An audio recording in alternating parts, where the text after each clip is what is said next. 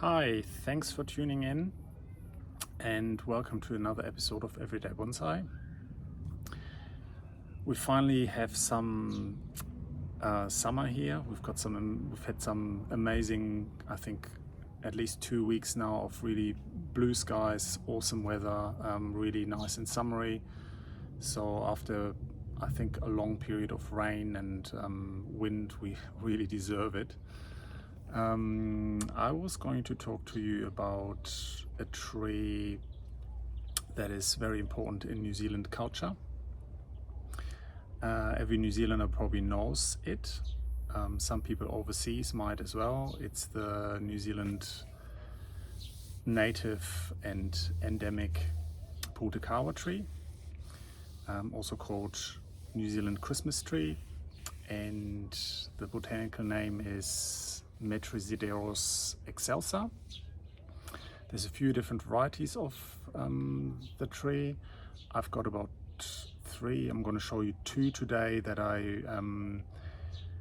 that are kind of at the stage where I need to perform some work on them. So kind of really interesting time now, and one has to be careful to do the right thing there to set them up for the future. Yeah, in general they just grow everywhere in New Zealand. They are specifically good in coastal conditions, so they just love the love all-day sun. They thrive in coastal conditions, in the wind, in the salt. They like the saltwater spray. They're very hardy. Obviously grown as bonsai in New Zealand as well. I think they're very suitable for bonsai. The leaves are kind of medium size, and yeah, I might just show you the trees and show you what I'm going to do to them. All right, come with me. So this is one of the trees I was going to show you today. It has recently flowered, has now lost all the flowers, and I'm going to show you some of the images of the trees that I've posted on social media as well. You might or might not have seen them. And why I'm doing this video is because now is really the perfect time to do some maintenance and some cutting back of the tree and set it up for the next year, as I said before. I'm going to show you the other one as well, which is still in flower, which is a variegated variety. This is a non-variegated variety. So this is another one of those trees, and it is the variegated variety. And as I mentioned, it still has some flowers on it. It has probably lost about 90% of the flowers by now. And it's completely untrimmed and unkempt. I've kind of left it to grow for a year because I heavily pruned it back a year ago.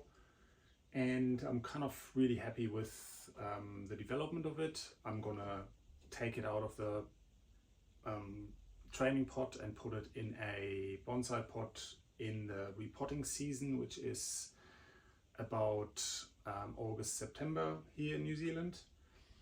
And yeah, I might just take you in a bit closer and show you those areas where you kind of trim back and what you have to be aware of when you trim back in order to not make any mistakes and not set it back for the future, but actually give it a good advance in life.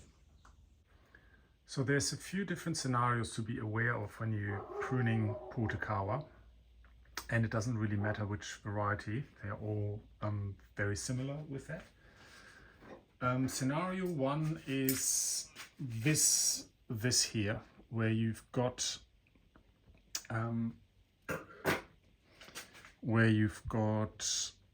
leaves at the end of the branch, and then you've got new buds, and there are new leaf buds coming out right between the leaves here. So then so you've got to be aware of that. That's what's soon going to happen. So then if you want to prune that back, you basically have to kind of follow the line of the branch and see if you want to cut it back, if there are other leaf buds popping out, for instance, in between those two leaves here. It's not obvious, so I probably wouldn't cut it back there. But for instance, here's another one there, so you can be sure. And in between the leaf and the stem at this point, so there's another pair of leaves coming out there, so you can be sure if you cut it. Let me grab the scissors.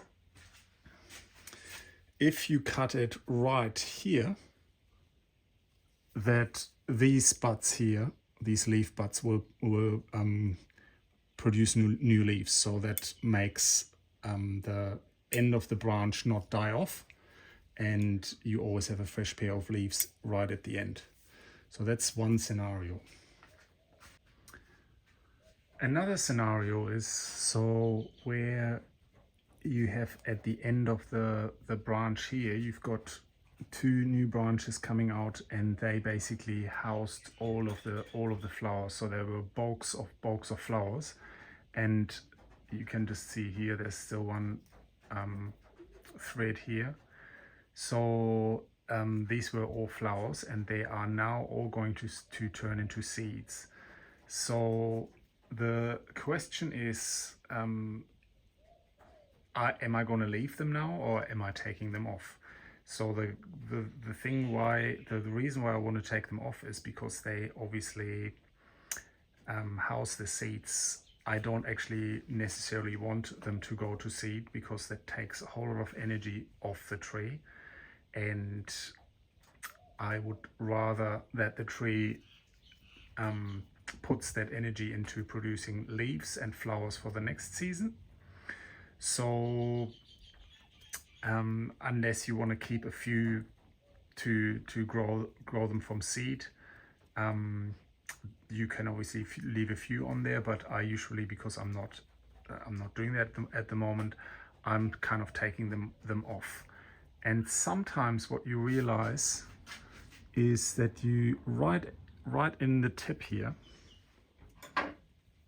and that's the scenario here as well. I've got one more obvious one as well that I'm going to show you soon, that there is another leaf bud, so this will come out. So when you remove all of those seed pods here, and that can either be done by pinching, so you can just basically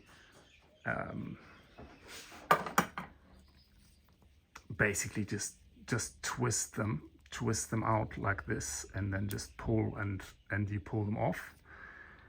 You got to be aware that obviously those leaf buds, those new leaf buds, would then be removed as well. And because they're very subtle, they're not very easily to see unless you kind of let them grow out a bit more, and they're becoming a bit more obvious. So, but in this scenario, I am now going to have a look again where the next set of leaf buds is, and that is, as you can see here, those two will be producing new leaves, so I can basically be sure that I can cut it off right here, and then this is all going to be removed. And as I said, the tree has more resources to put into leaves and flowers for the next season. And the last scenario that I was going to show you is just right here at the end of the branch tip. So you've got two tips out that both still have flowers on them. This one, I mean, as I said, like they're all kind of at the end of it. And this stem here, which is basically just there to house the flower buds at the end. Here is a very good scenario where you have that happening as well. So these ones obviously also housed all the flowers, but right in the middle there is a new leaf bud. So you've got to be aware when you kind of twist those off to remove them. You want to see, I can even use my fingernails to kind of pinch them off like that.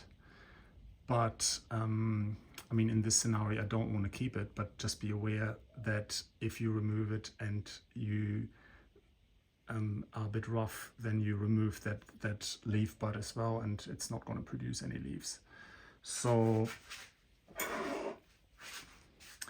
in this scenario, again, I go to the next set of leaf buds, and that's right at this point here. So I basically just cut that off right here and cut all of this out, and then that's ready for the next season.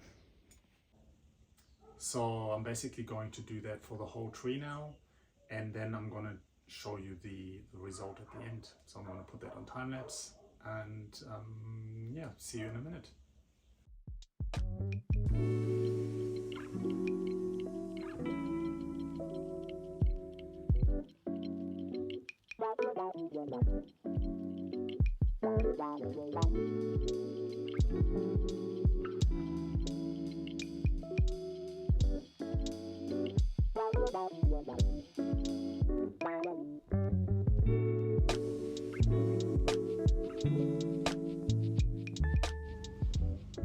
Yeah, I've done the same to this tree as well now. It probably took me about 5 minutes. I would say 10 minutes on the other tree, just because it's bushier and more overgrown.